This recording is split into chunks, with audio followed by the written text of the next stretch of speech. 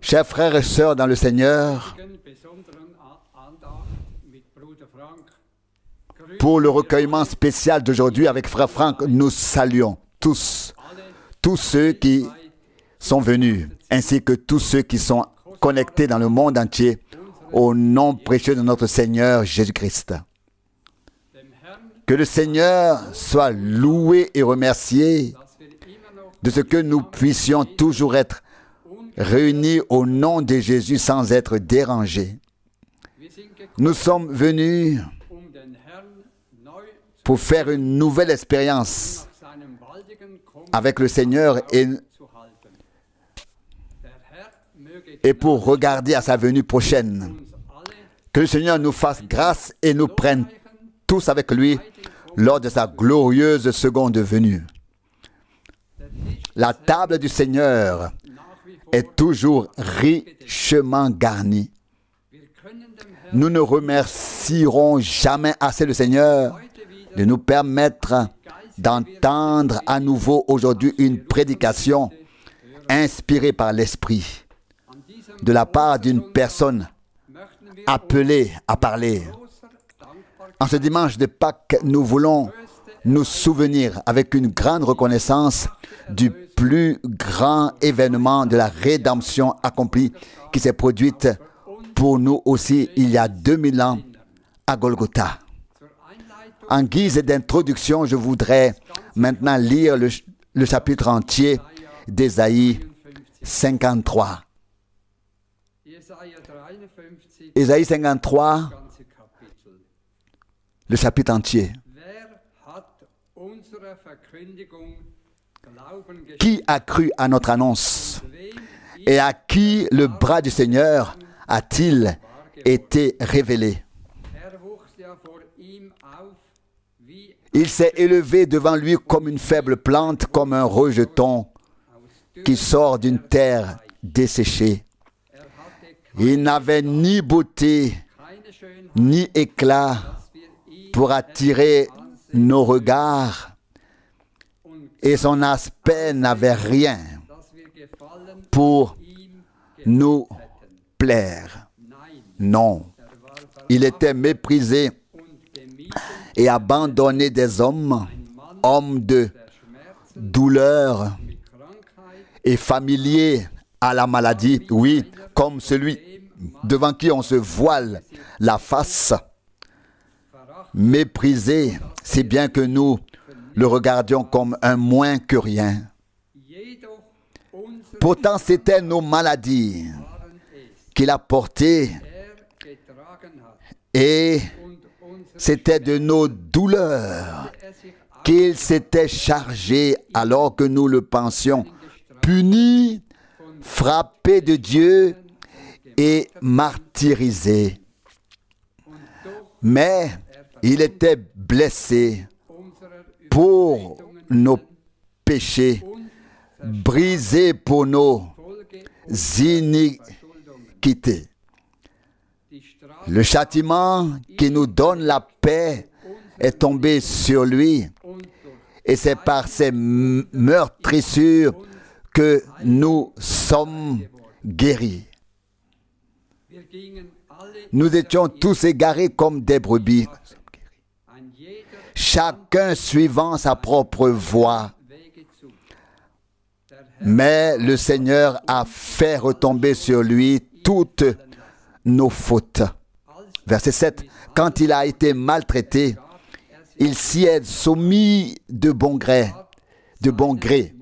plutôt, et n'a pas ouvert la bouche comme un agneau qu'on mène à l'abattoir et comme une brebis qui reste muette devant ceux qui la tondent.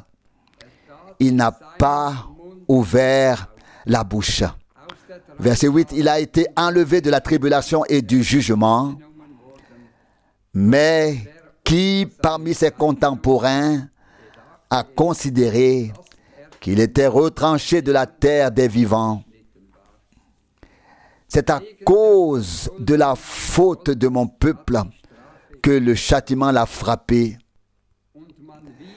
Au verset 9, et on lui a assigné sa tombe avec les méchants et son sépulcre avec les malfaiteurs, bien qu'il n'ait pas commis de violence et qu'il n'y ait pas eu de fraude dans sa bouche. Verset 10, mais il a plu au Seigneur de le meurtrir par la maladie, quand il aura livré sa vie comme sacrifice d'expiation pour le péché. Il fera une semence et prolongera ses jours, et la volonté du Seigneur prospérera par lui. Verset 11, à la suite de son angoisse de l'âme, il verra du fruit et en sera satisfait. Par sa connaissance, mon serviteur, en tant que juste, aidera la multitude à être justifiée en se chargeant de leurs dettes. C'est pourquoi je lui donnerai la multitude et il partagera le butin avec les forts en récompense pour avoir donné sa vie à la mort et avoir été compté parmi les malfaiteurs, alors qu'il a porté le péché de la multitude et a intercédé pour les malfaiteurs. Conformément à sa promesse, Jésus a vaincu la mort, l'enfer et le tombeau.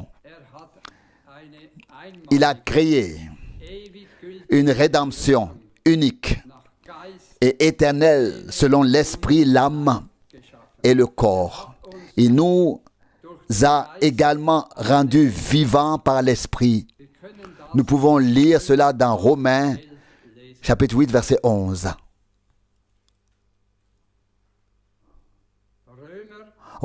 Romains, chapitre 8, je lis le verset 11.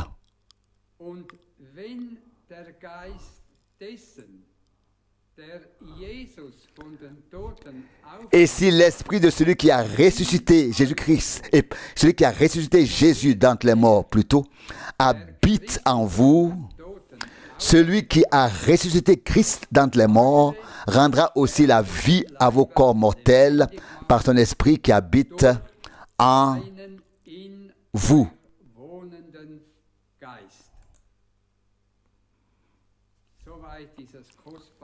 Jusqu'ici, cette précieuse et sainte parole.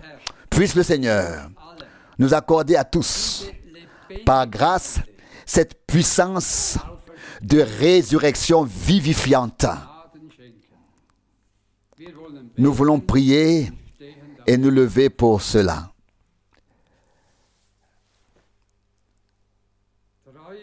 Père céleste fidèle, nous te remercions de tout cœur pour ta précieuse et sainte parole. En ce dimanche de Pâques, nous ne voulons pas oublier tout le bien que tu as fait pour nous. Tu as pardonné toutes nos fautes et tu as guéri toutes nos infirmités. Tu as délivré nos vies de la corruption et tu nous as couronnés de grâce et de miséricorde.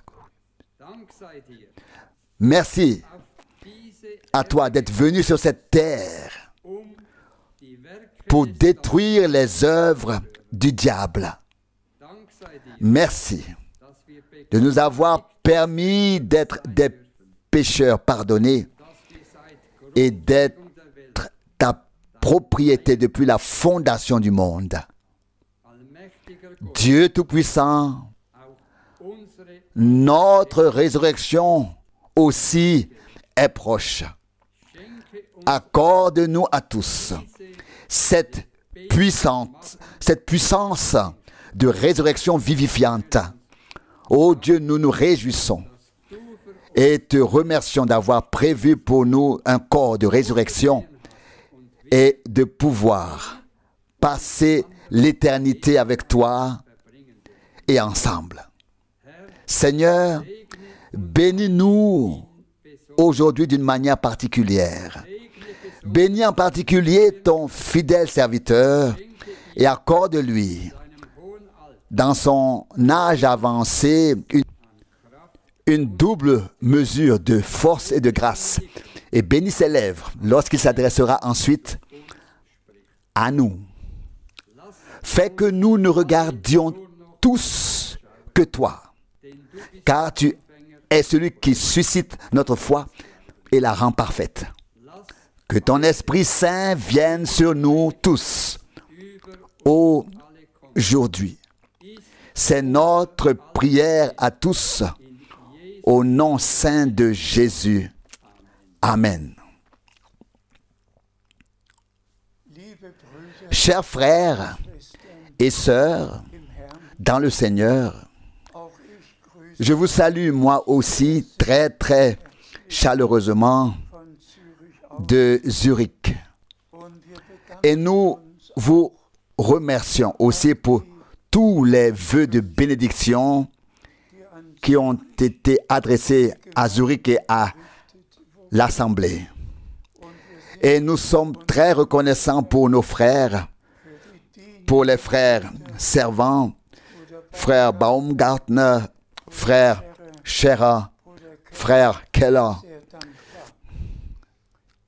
Dans la parole d'introduction, nous avons déjà entendu l'essentiel de ce qui doit être considéré aujourd'hui.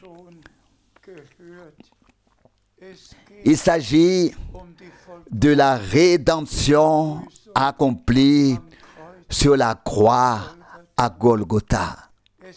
Il s'agit du fait que notre Seigneur et Rédempteur soit venu à nous, qu'il se soit fait homme et qu'il ait pris sur lui toutes nos fautes et tous nos péchés.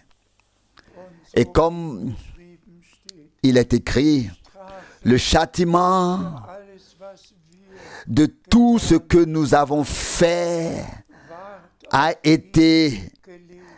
est tombé sur lui, a été mis sur lui afin que nous ayons la paix, et par ses meurtrissures, la guérison nous a été donnée.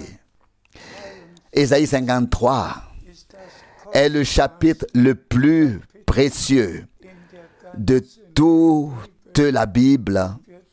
Et nous remercions le Seigneur de ce qu'il n'est pas seulement écrit, mais qu'il est devenu une réalité divine sur la croix à Golgotha.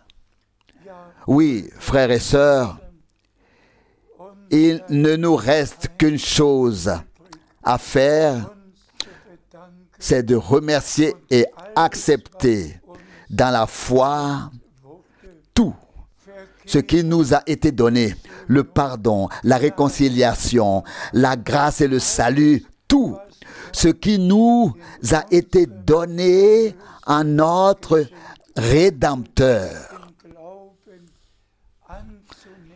et faire l'expérience que le Seigneur a vraiment fait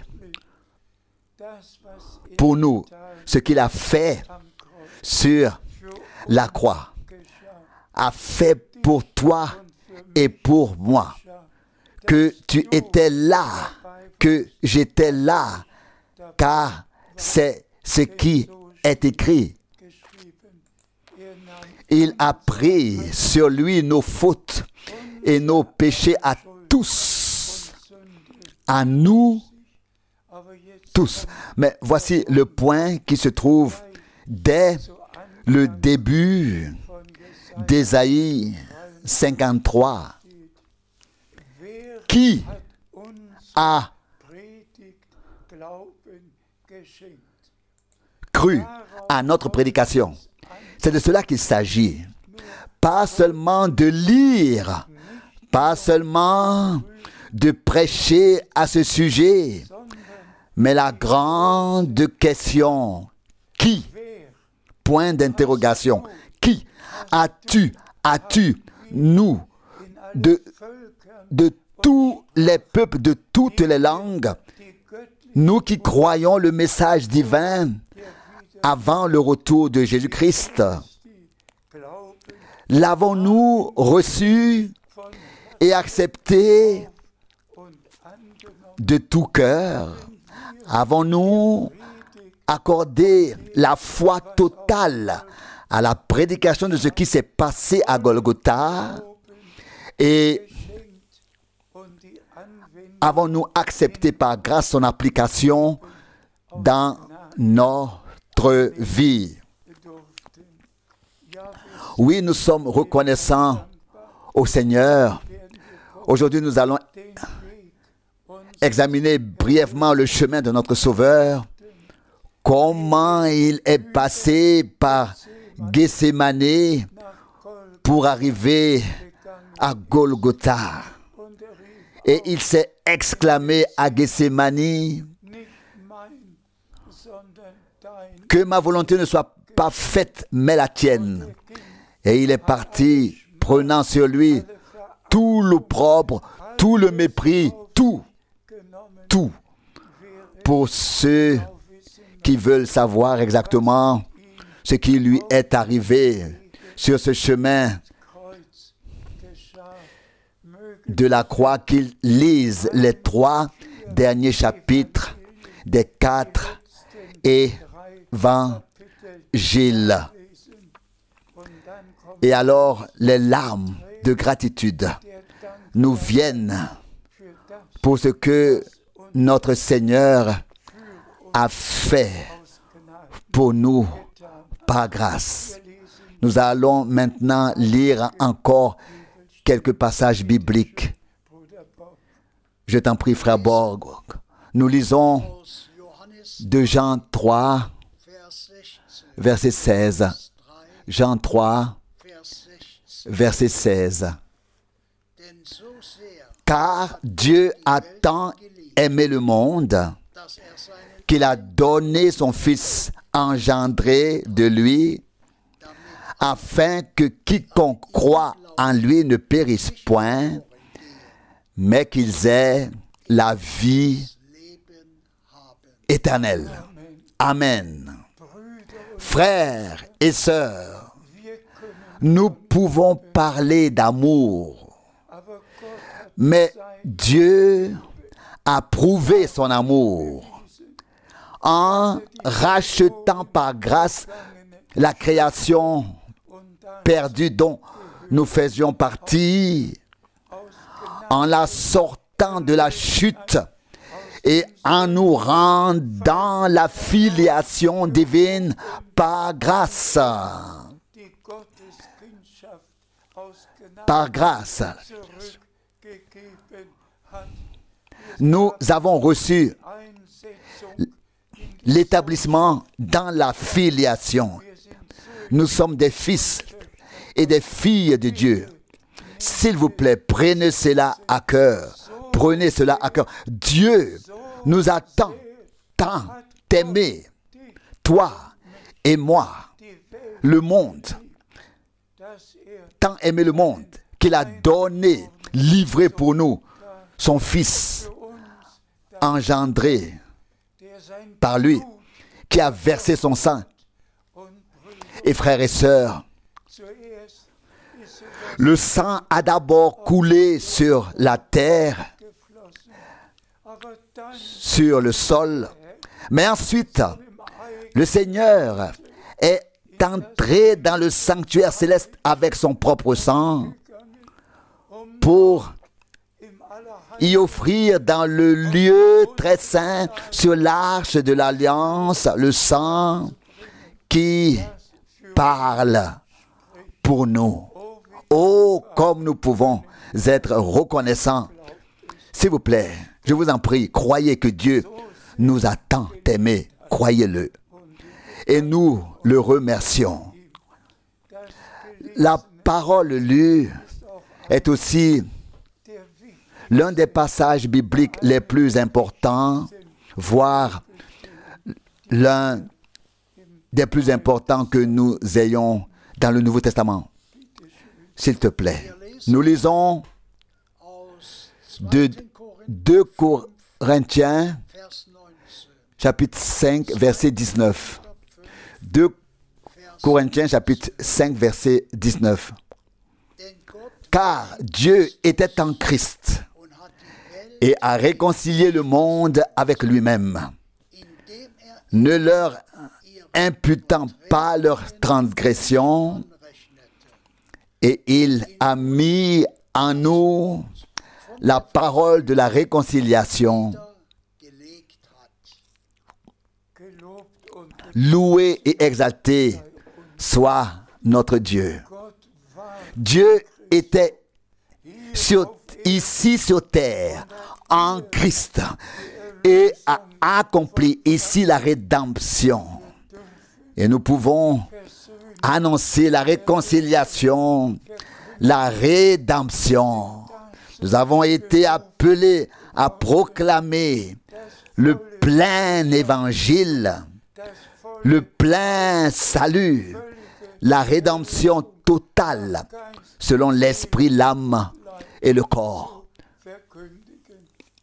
Oui, que le Seigneur en soit remercié.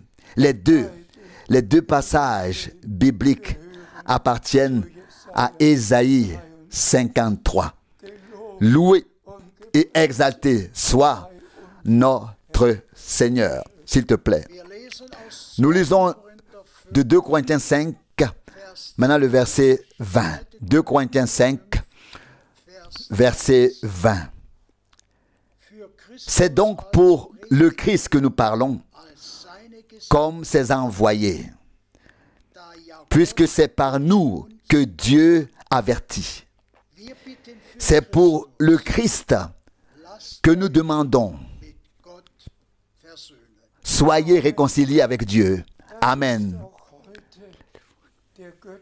C'est aujourd'hui encore l'ordre divin, le mandat divin dans la prédication, de ne pas parler uniquement de la fin des temps, du message que Dieu a envoyé, mais de mettre au centre le cœur de la rédemption accomplie.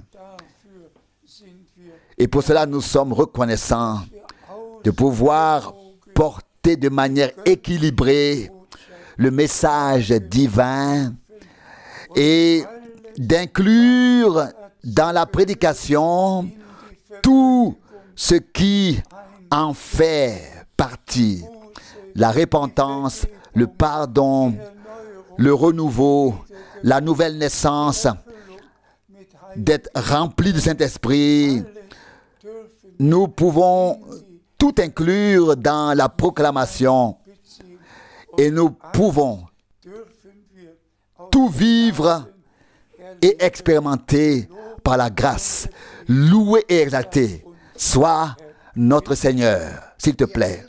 Nous lisons Romains 8, verset 22. Romains 8, verset 22. Nous savons en effet que jusqu'à présent, toute la création gémit encore partout et attend avec douleur une nouvelle naissance. Que le Seigneur en soit remercié. Toute la création attend d'être renouvelée, d'être ramenée à l'état initial, tel qu'il était avant la chute, où le lion et l'agneau pourront paître ensemble, où il n'y aura plus de mal sur la terre.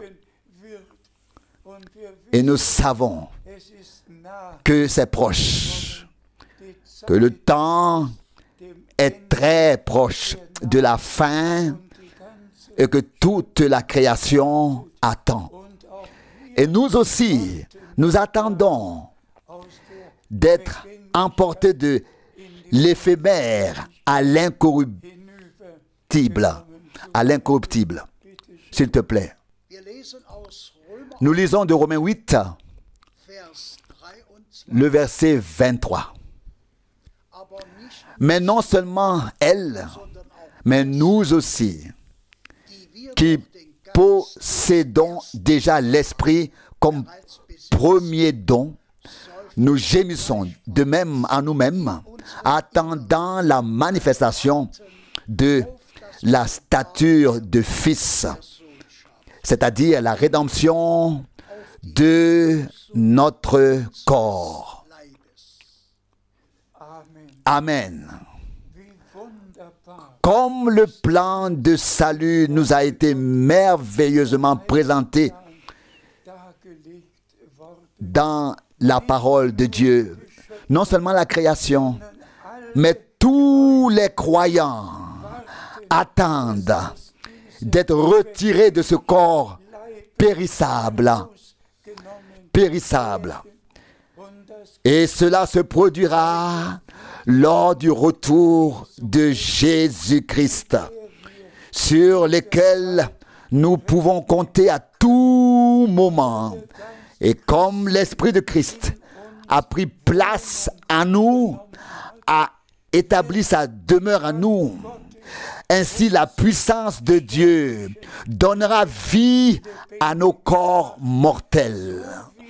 Tout comme notre Rédempteur est venu dans un corps mortel et que ce corps mortel a pris l'immortalité et que notre Seigneur a pu dire: j'étais mort, mais voici que je vis dans toute l'éternité.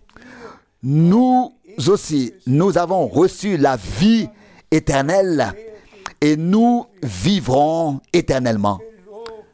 Que notre Seigneur soit loué pour la rédemption accomplie. S'il te plaît. Nous lisons de Philippiens chapitre 2, le verset 8. Philippiens chapitre 2, le verset 8. Il s'est abaissé lui-même et fut obéissant jusqu'à la mort, même la mort sur la croix. Philippiens 2, verset 8. C'est ce qui s'est passé. Notre Sauveur est devenu obéissant.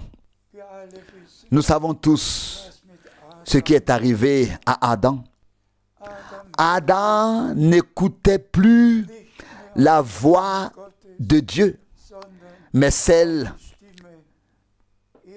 d'Ève. Mais Ève avait déjà écouté la voix de l'ennemi. Puis vint l'incrédulité, la désobéissance et toute la chute. Notre Rédempteur a été obéissant jusqu'à la mort sur la croix. Et son obéissance s'est aussi étendue à nous. À nous les rachetés est venue sur nous, son obéissance est venue sur nous, car tout ce qui était dans le Rédempteur doit être et sera dans les rachetés. C'est ce qui est écrit de notre Seigneur. Je monte vers mon Père et vers votre Père, vers mon Dieu et vers votre Dieu. Jean 20, verset 17. Le même Saint-Esprit qui est venu sur Marie et a procédé à la procréation, et le Fils de Dieu est né, est le même Saint-Esprit qui vient sur nous et crée la nouvelle vie divine en nous. Nous sommes tout simplement reconnaissants de tout cœur pour cela. S'il te plaît. Nous lisons d'Éphésiens chapitre 1, verset 7. Éphésiens chapitre 1, verset 7. En lui, nous avons la rédemption par son sang, le pardon de nos transgressions, selon la richesse de sa grâce. Amen. Non pas d'abord avoir, mais en lui nous avons, pas nous aurons, mais nous avons dès maintenant le pardon, la réconciliation, le plein salut. Oh frères et sœurs, laissez-moi le dire dès maintenant. Sa résurrection est tout de même la garantie de notre résurrection. Nous avons été crucifiés avec lui. Nous sommes morts avec lui. Par le baptême, selon Romains 6, nous avons été ensevelis avec lui dans sa mort pour marcher avec lui dans une vie nouvelle. Ce sont pourtant des faits divins qui ont été manifestés dans notre vie. Loué soit le Seigneur. Ah, l'accent est mis sur cela. En lui, nous avons, pas nous aurons, mais en lui, nous avons la rédemption, le pardon, le sang a coulé et tout ce que Dieu avait, il nous l'a donné par grâce en Jésus-Christ. Que son nom soit loué. S'il te plaît. Je lis dans Marc 16, verset 6. Marc 16, verset 6. Mais il leur dit, ne soyez pas effrayés. Vous cherchez Jésus de Nazareth, le crucifié. Il est ressuscité. Il n'est plus ici. Voyez, c'est là qu'on l'avait mis.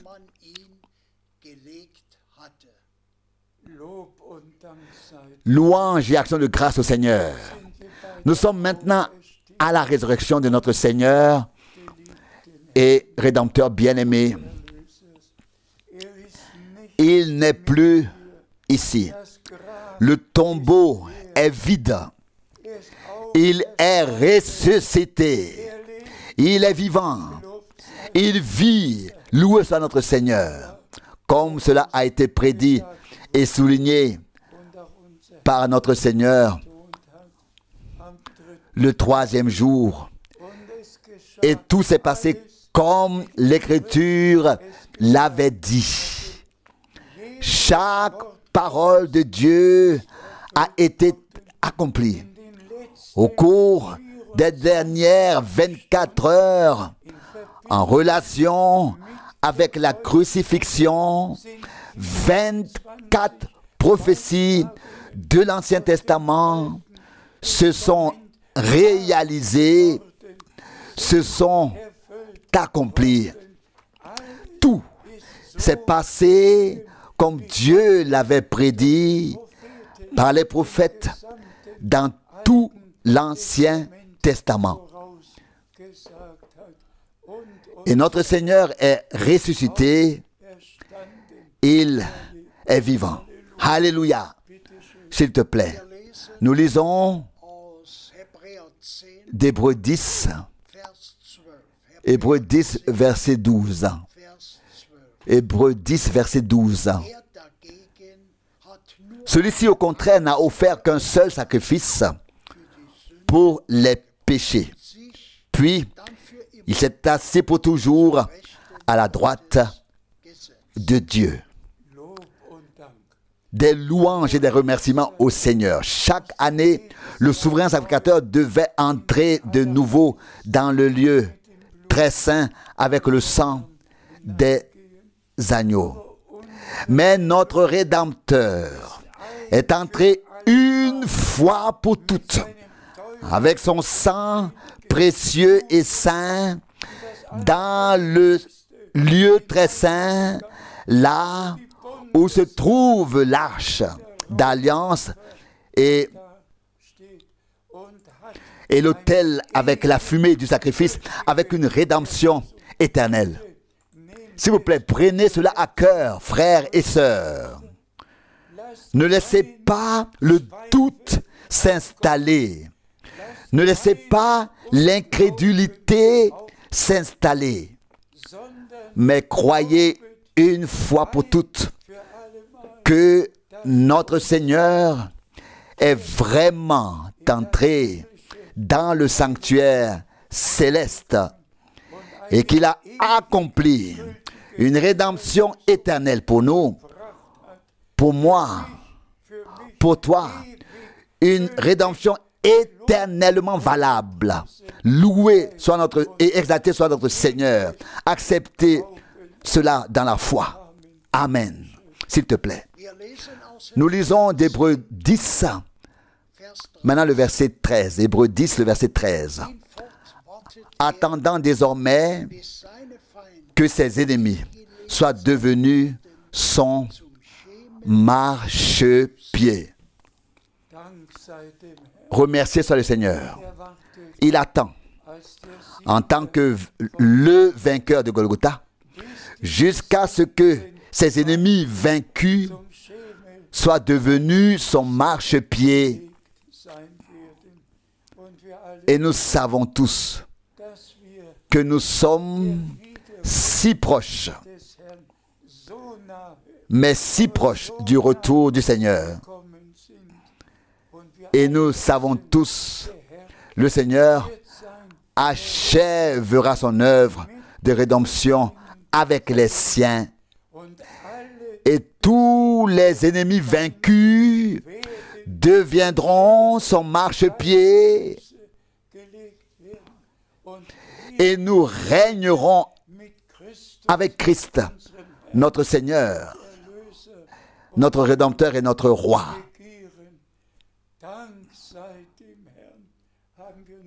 Rendons grâce au Seigneur. Avons-nous un autre passage biblique? Nous lisons d'Hébreux 10, le verset 14. Hébreux 10, verset 14. Car c'est par une seule offrande qu'il a fait parvenir pour toujours au but ceux qui se laissent sanctifier. Amen. Frères et sœurs, c'est un passage biblique très, très sérieux. Tout d'abord, nous avons entendu que notre Seigneur a accompli une rédemption éternelle. Mais maintenant, et je demande à Frère Borg de relire ce verset encore une fois, s'il te plaît. Nous lisons Hébreux 10, le verset 14. Car c'est par une seule offrande qu'il a fait parvenir au but pour toujours ceux qui se laissent sanctifier. Pour toujours ceux qui se laissent sanctifier. Donc, ceux qui se laissent sanctifier, il les a amenés pour toujours au but. Oh, merci au Seigneur. Notre Rédempteur s'est entièrement donné. Et il veut que nous aussi, nous donnions entièrement à lui et que nous soyons trouvés en lui, dans sa parole, dans sa volonté, et que nous y soyons sanctifiés. Car la promesse est faite à ceux qui se laissent sanctifier. Eux seuls atteindront le but. Personne n'atteindra le but par ses propres moyens, mais seulement ceux qui se laissent vraiment sanctifier dans la parole de vérité. Et quand serons-nous sanctifiés en cela? Quand est-ce que nous serons sanctifiés? En recevant en nous les promesses de la parole comme une substance divine, et en croyant de tout cœur et en participant ainsi à ce que Dieu fait maintenant, actuellement. Ce n'est qu'ainsi que nous pouvons être sanctifiés une fois pour toutes, et cela dans la volonté de Dieu, et dans la parole de Dieu. Et que ainsi nous pouvons atteindre notre but et être amenés au but. Et j'y crois. Et j'y crois parce qu'il est écrit et son épouse s'est préparée. J'y crois parce qu'il est écrit, le Seigneur reviendra et ceux qui se sont endormis en Christ ressusciteront. Et nous serons transformés, changés et nous serons enlevés ensemble dans la gloire. Ce qui nous semble impossible, Dieu l'a rendu possible. Et nous le croyons et nous allons vivre tout cela personnellement. S'il te plaît. Nous lisons dans Apocalypse 11, verset 15. Apocalypse 11, verset 15. Le septième ange sonna de la trompette, et il y eut dans le ciel de fortes voix qui disaient, le royaume du monde est remis à notre Seigneur et à son oint, et il régnera comme roi dans toute l'éternité. Louange et action de grâce soient rendues au Seigneur. Frères et sœurs, nous qui avons reconnu et pouvons dire avec foi, nous qui avons reconnu le ministère de frère Branham et pouvons dire avec foi qu'il était le prophète promis qui devait venir avant le grand et terrible jour du Seigneur pour ramener le cœur des enfants de Dieu à la foi des pères. Nous croyons de tout notre cœur. Mais il a vraiment mis l'accent sur un passage biblique très très souvent, à savoir Apocalypse 10.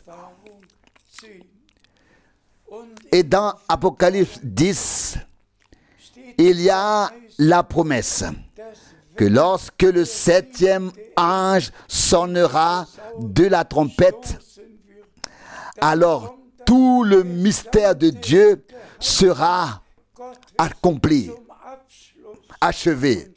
Et ici, nous avons lu que le Seigneur établira alors sa royauté.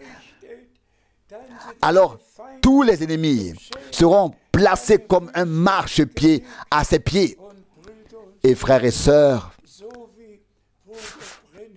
frère Branham a été le dernier messager de l'Église et nous a apporté le dernier message pour remettre tout en place, pour rétablir toutes choses. Et cela se passe sous nos yeux. Que le Seigneur en soit remercié. Cela se passe dans le monde entier, dans tous ceux qui font partie de l'Église épouse. Mais imaginez que dans Apocalypse 10, la promesse est faite. Dans les jours où le septième ange sonnera de la trompette. 6 avaient déjà fait venir leur jugement au son de la trompette sur la terre.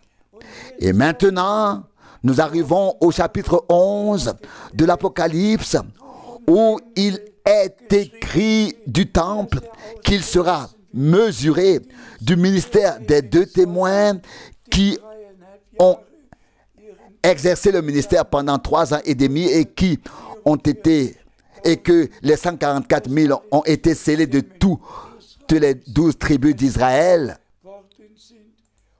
Et je vous le dis aujourd'hui, lorsque les coupes de colère seront encore déversées et que tous les jugements auront été rendus sur toute la terre et auront fait aboutir ce qui serait encore et ce qui devrait être après l'enlèvement, alors s'accomplira la parole selon laquelle notre Seigneur entrera dans la royauté que lui, plus Satan, que lui, duquel il n'y aura plus rien à entendre de lui et plus rien à voir de lui, il sera jeté en bas pour 1000 ans et l'entrée sera fermée. Maintenant, on n'entendra plus Satan, on ne le verra plus, mais ce sera notre Seigneur, bien-aimé, qui régnera. Lis encore le verset 17. Maintenant, Apocalypse 11, verset 17.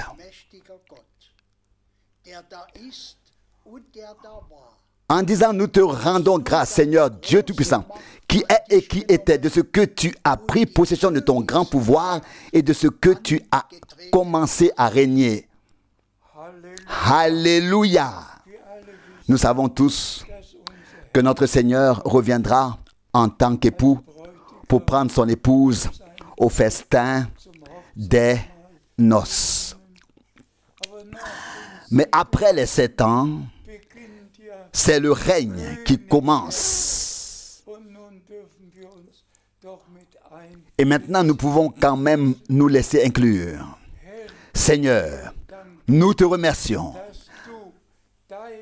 parce que tu vas commencer ton règne. Parce que l'ennemi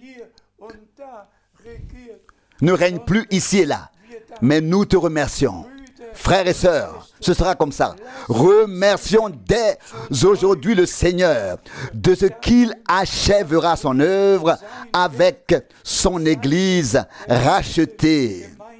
De ce que l'enlèvement aura lieu, de ce que tout se passera comme il est écrit.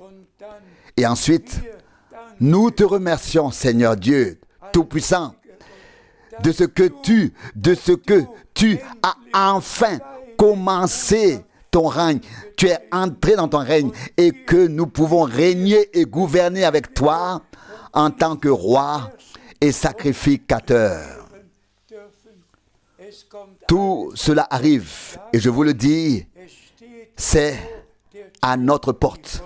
L'achèvement de toutes ces choses est si proche que nous pouvons relever la tête et remercier le Seigneur dès maintenant. Dès maintenant. Déjà maintenant. Avons-nous encore un passage biblique? Nous lisons le dernier passage biblique de 1 Pierre, chapitre 4, verset 7. 1 Pierre 4, verset 7. La fin de toutes choses est proche. Soyez donc sages et sobres pour vaquer à la prière. Amen. Frères et sœurs,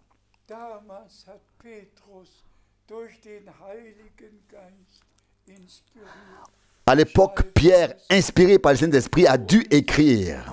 Pour nous qui vivons maintenant, la fin de toutes choses est proche.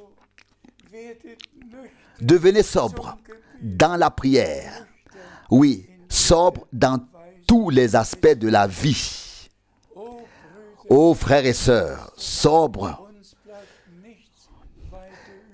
Il ne nous reste plus qu'à remercier le Seigneur.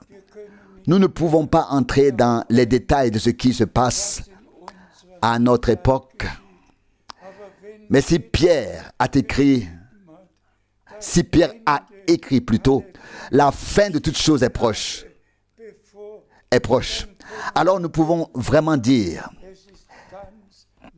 elle est très proche, car nous voyons toute la prophétie biblique s'accomplir sous nos yeux, que ce soit avec Israël,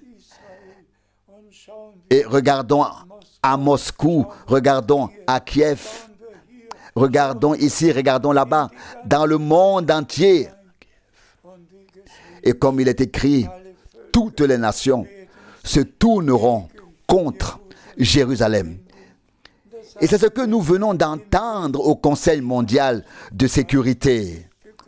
Tous les peuples se sont tournés contre Israël. Et l'Écriture s'accomplira pour que tout s'accomplisse comme c'est écrit. Frères et sœurs, il me tient vraiment à cœur de dire à tous les véritables croyants de tous les peuples, de toutes les langues et de toutes les nations, nous vivons la fin du temps de grâce. Et ce sont les derniers instants avant le retour de Jésus-Christ. Et nous distinguons ce qui doit se passer avant l'enlèvement et ce qui se passera dans les 7 années qui suivront, que ce soit avec Israël ou avec le monde entier. Mais nous remercions Dieu pour sa sainte et précieuse parole. Nous avons tout ici écrit, jusqu'au nouveau cieux et à la nouvelle terre.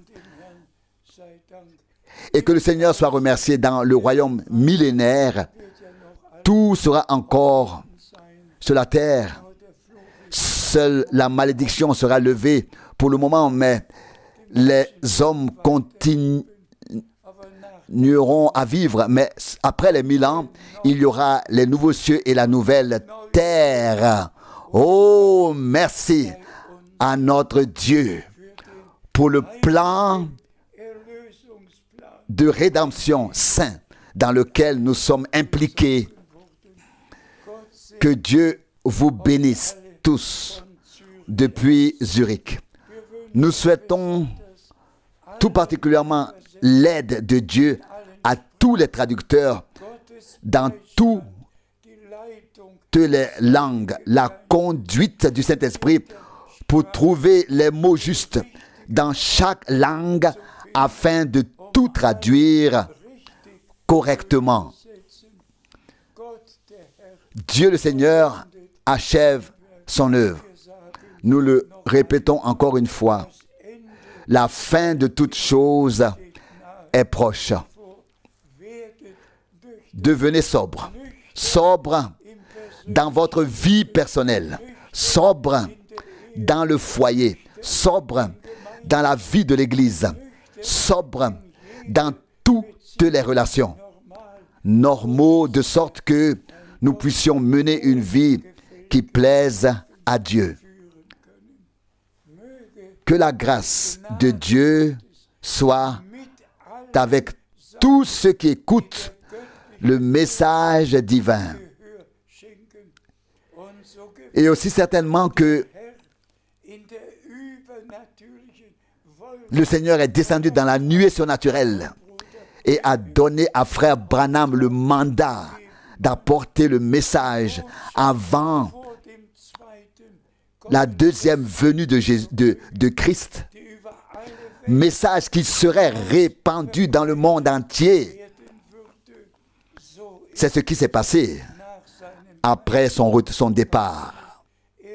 Il a apporté le message et ensuite le message a été porté dans le monde entier. Nous aussi, nous sommes reconnaissants pour les retransmissions. Les voyages missionnaires personnels ne sont plus nécessaires, ne sont plus possibles. Mais par la retransmission, nous atteignons tous les peuples dans toutes les langues, et ainsi que tous ceux qui ont vraiment trouvé grâce auprès de Dieu maintenant croient chaque parole de Dieu, soit sanctifiés dans la parole et soit amenés pour toujours au but. S'il vous plaît, relisez tous ces passages bibliques. Que Dieu le Seigneur vous bénisse. Oui, nous saluons encore une fois de Zurich tous les frères et toutes les sœurs de tous les peuples, de toutes les langues et de toutes les nations. Et nous sommes convaincus qu'en notre temps, le Seigneur achèvera son œuvre. Que son nom soit sanctifié dans toute l'éternité. Que son sang précieux qui a coulé pour nous soit glorifié. Oui, nous rendons grâce à Dieu pour l'alliance qu'il a conclue avec nous, pour le sang qu'il a versé pour nous, pour toutes les promesses qu'il nous a faites. Il les a accomplies toutes dans notre vie. Loué et exalté soit son saint nom de Jésus. Alléluia. Amen.